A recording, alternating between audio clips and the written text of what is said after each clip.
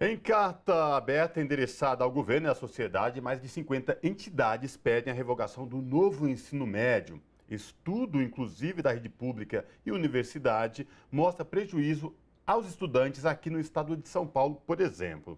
A partir do dia 23, a Confederação Nacional dos Trabalhadores em Educação vai coletar assinatura de parlamentares ao seu manifesto pela revogação do novo ensino médio. Sobre essa questão, nós conversamos agora com Cláudia Costin, que é diretora do CEIP, Centro de Políticas Educacionais da Fundação Getúlio Vargas, e professora visitante da Faculdade de Educação de Harvard, nos Estados Unidos.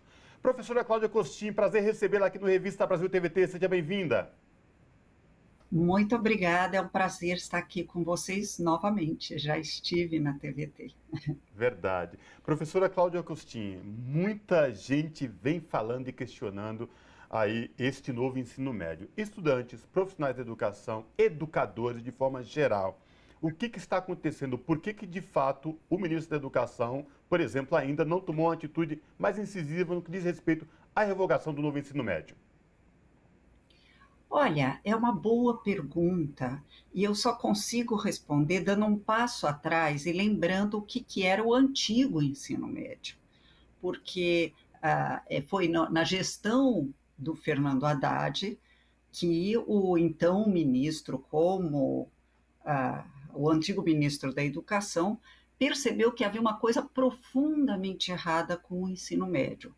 4 horas de aula e 13 matérias exprimidas nessas 4 horas de aula, o que era ah, muito diferente do que todos os outros países faziam, especialmente se a gente olhar para os melhores no PISA, né? O PISA é um exame internacional que afere, ele permite comparar países porque ele afere as habilidades, as competências que um jovem tem que ter aos 15 anos para poder ter uma vida adulta plena, né? Ser um bom cidadão, ser informado, poder ter um acesso a um trabalho digno e fruir do belo e do instigante que é o domínio das artes. O que se observa é que entre os 40 primeiros colocados, por exemplo, o Brasil disputa os últimos lugares, infelizmente ainda, nenhum deles tem menos de 7 horas de aula e nenhum deles tem mais de 8 matérias obrigatórias. Então, o que o Haddad falava naquela época é que nós vamos ter que fazer como eles fazem lá fora. Os alunos são expostos ao conjunto de disciplinas e depois escolhem uma área de aprofundamento. Aí começou a tramitar uma proposta de ensino médio, passou pelo mercadante depois, porque é uma discussão complexa, não é uma discussão elementar, como é que se organiza isso, embora o Brasil esteja muito atrasado na construção de algo semelhante, ah, é isso, disso que se trata. Nesse meio tempo, o deputado Reginaldo do PT resolveu preparar uma proposta de novo ensino médio. Ah, Quando o Temer assume, depois do impeachment da Dilma, ele pega essa proposta do Reginaldo e transforma, não ele, mas o ministro da Educação de então, pega e transforma em uma medida provisória, o que é lamentável, porque educação não deve se discutir, ser imposto dessa maneira. Mas, concretamente, ele se transformou em lei, passou pelo legislativo, depois foi transformado em lei e tinha um prazo para implementação. E de onde vem o grande problema que nós vivemos hoje? Porque em seguida, né, da aprovação, pouco tempo depois, quando deveria começar a implementação, veio o governo Bolsonaro e ele não articulou com os estados ou coordenou o esforço nacional para que essa implementação acontecesse. E foi a gente dizia no meu tempo, um barata voa, né? Foi uma confusão, porque cada estado olhou para isso de uma outra maneira, todos os 27 criaram a sua proposta de novo ensino médio, todos, independente do partido político do governador. Todos criaram, mas foi uma coisa, alguns chegaram a propor 120 itinerários formativos, outros criaram aquilo que havia lá antigamente, mas concretamente era muito importante colocar um freio de arrumação. Qual é o grande medo que todos nós temos que se jogue a criança junto com a água do banho? Esse que é a grande... Primeiro porque o Congresso é, infelizmente, um dos piores congressos que nós temos. Então, se a gente revoga agora o ensino médio, o que vai acontecer de concreto para construir uma proposta melhor? Porque ninguém quer voltar a 4 horas de aula e 13 matérias, nem eles estão falando, ninguém está falando disso. E é importante que fique claro para quem nos ouve. Num contexto como esse, tem chance de ou voltar para o antigo ou até piorar. Então, o cuidado do ministro, pelas minhas conversas com o MEC, é frente a esse cenário.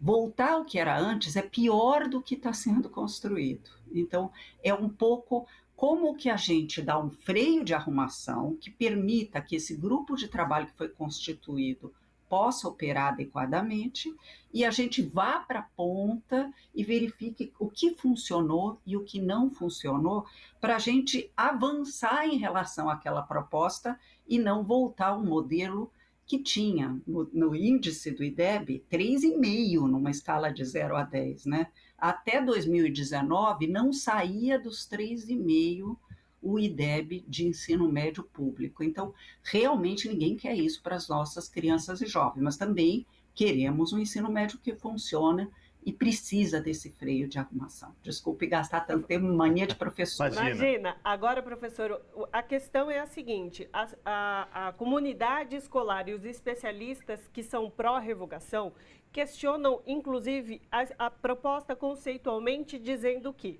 se mexe em carga horária, se mexe em matriz curricular, mas não se fala sobre infraestrutura, formação de professores e financiamento, o que a crítica coloca que o que cria desigualdade entre o setor privado e o setor público, já que o setor privado tem, por si só, essas condições. Diante disso, como que a senhora avalia essa posição? Olha, eu acho que faz sentido olhar, inclusive olhar para a valorização do professor como um profissional, né? Porque muitas vezes a imprensa fala do professor com pena, mas nunca com respeito profissional.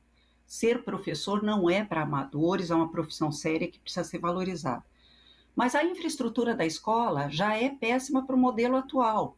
Então, não é que ela vai ter que ser transformada para isso. É que ela já precisava, nós estamos atrasados em pôr a infraestrutura das escolas em ordem, né? Nesse sentido, eu gostei muito de uma experiência do Maranhão, que criou o programa Escola Digna, que é olhar com atenção para a infraestrutura da escola. A questão do setor público e do setor privado, infelizmente, nós temos desigualdades educacionais profundas que precedem toda essa discussão. E elas são mais graves ainda se a gente não fizer nada. Elas serão mais graves ainda se a gente não fizer nada. Por quê? Porque, concretamente, hoje, como é que funciona a educação? Eu acompanho há muitos anos a política educacional e vejo isso com muita clareza. As escolas particulares e públicas tinham 4 horas de aula e 13 matérias, ambas. Só que, no contraturno, no horário que o jovem não estava na escola, a mãe do aluno de escola privada, ou das elites, ou classe médias e atenção, levava para enriquecer o currículo, para outras atividades, para uma vida cultural mais vasta, para o professor particular que vai fazer a recuperação de aprendizagem. Enquanto nossos alunos de escola pública, especialmente os que estão em situação de maior vulnerabilidade, não tinham nada disso. No momento em que a proposta do deputado Reginaldo do PT coloca não só o aumento da carga horária, porque esse é um outro ponto do novo ensino médio que precisa ser pensado. Um aumento de carga horária inicialmente para 5 horas, e isso não pode parar de ser, não podemos voltar às 4, caminhando para o tempo integral, que isso sim vai ajudar a nivelar um pouco essas desigualdades educacionais profundas.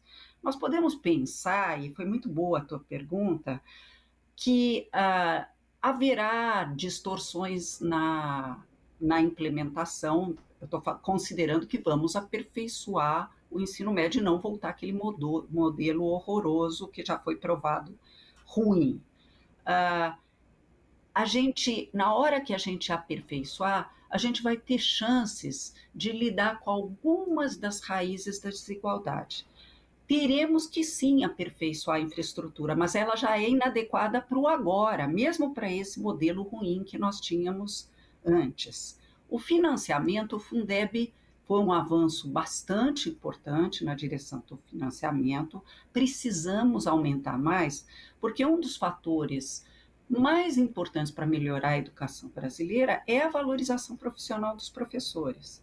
E para valorizar profissionalmente os professores, não dá mais para os professores terem que ensinar em 3 ou 4 escolas, porque especialmente os professores do ensino médio, dado o tempo parcial, eles têm cargas horárias de 16 horas, de 10 horas, e aí eles têm que rodar 4 escolas para completar sua carga horária. Caminhando para o tempo integral, como praticam esses outros países, nós vamos ter condições de colocar os professores com dedicação exclusiva a uma única escola, como acontece em Pernambuco. O melhor ensino médio que nós temos no país é o de Pernambuco. E aqui eu não estou falando de comparações com base em percepção, não. Em IDEB, o melhor é de Pernambuco. E o que o Pernambuco tem de diferente? Um modelo de ensino em tempo integral significativo, que trabalha o jovem a partir dos seus sonhos, de clubes de protagonismo jovem, de poder transformador dessa juventude a partir das ideias do Antônio Carlos Gomes da Costa, que foi um grande educador brasileiro que trabalhou com Paulo Freire e que pensou uma educação para a juventude diferente, que ele introduziu em Pernambuco. Então, eu acho que essas críticas fazem sentido, mas não vamos fantasiar que o modelo anterior, nós estávamos com uma infraestrutura boa. Pelo contrário, o modelo anterior trazia problemas adicionais. Eu acho que a gente vai ter que respirar fundo, olhar para essa realidade, olhar para o Congresso que nós temos e pensar que tipo de educação o Brasil, a 13ª economia em termos de PIB, pode se desafiar para ter de muita qualidade, muito mais qualidade do que nós tínhamos até recentemente, piorado com a pandemia e com o descaso do governo Bolsonaro, e para agora voltar para uma educação transformada. E, acima de tudo, professora Cláudia Costin, sensibilidade para ter este olhar para além de tudo isso que a senhora muito bem exemplificou. Agora, professora, infelizmente, esta semana, as outras também, vem acontecendo fatos que nos entristecem muito, que é essa violência exacerbada dentro das escolas no Brasil. Eu queria ouvir a senhora no caso mais recente, que foi essa tragédia brusca em Santa Catarina, na cidade de Blumenau, numa escola de ensino infantil. Mas, a partir daí, do que vem acontecendo com a educação brasileira, com esse aumento de índice de violência entre estudantes, com educadores, enfim. Queria ouvir a senhora sobre essa questão, professora. Bom, é uma situação tristíssima. É importante a gente lembrar, de novo aqui dando um passinho atrás, para comentar que nós vivemos tempos de muito ódio, de uma propaganda de armas, de desavenças serem resolvidas a partir de agressões, e isso os adultos praticando, né, na frente das crianças. E aqui eu queria sair de uma narrativa de que essas coisas afetam só as escolas públicas. Em muitas escolas particulares, brigas físicas entre alunos aconteceram, pais de alunos brigando com outros pais de alunos na porta da escola. Os episódios são tristíssimos. Então, nós estamos passando para os jovens, e aqui eu vou me reportar um pouquinho ao episódio de Vila Sônia, porque foi praticado por aluno, nós estamos mostrando para eles que a maneira de se destacar, em tempos inclusive de redes sociais, é fazendo violência, promovendo violência, que as divergências têm que se resolver dessa maneira, que preconceito é legítimo, que racismo é legítimo. E depois a gente estranha que tantos episódios de ataques tenham acontecido. Uma parte dos episódios de ataques vem também de bullying de ex-alunos, que ex-alunos sofreram. Então, essa narrativa que alguns adultos têm, de que, no meu tempo também tinha bullying e daí eu sobrevivi. Sim, alguns não sobreviveram e outros que sofreram bullying viraram agressores. Né? Há muita pesquisa nessa direção. Especificamente sobre o episódio da creche, em que trata-se de um adulto portando uma machadinha, portando outros instrumentos de agressão, é típico do que nós estamos vivendo em termos de ódio, e não só no Brasil, no mundo. Episódios semelhantes aconteceram na semana passada no Tennessee, né, em Nashville, e é realmente sofrido. O que pode ser feito em relação a isso? Que eu acho que é a pergunta que fica. Para além de nos solidarizarmos com as famílias das crianças que morreram em Blumenau, das crianças que foram feridas, da professora que faleceu no episódio de Vila Sônia, é cada vez mais buscar resgatar a escola como um espaço de paz. Como é que se faz isso? Não vai ser pondo um policial por escola, colocando detector de metais, fazendo ensaios de exercícios para quando a violência ocorrer. É cada vez mais trabalhando com as crianças, educando para a paz, e sim, tem que ter parceria com a política pública de segurança, né? Nós não somos especialistas em segurança, mas trabalhar isso e se beneficiar de uma lei que foi criada em 2019 com vetos presidenciais, mas depois os vetos foram derrubados no período do Bolsonaro, houve veto do Bolsonaro e depois foram derrubados, que é a ideia de usar melhor psicólogos, assistentes sociais, integrar as diferentes políticas públicas que olham para a criança e para o adolescente, tanto para prevenir e saber identificar sinais de que violência é possível, pode ocorrer, quanto para,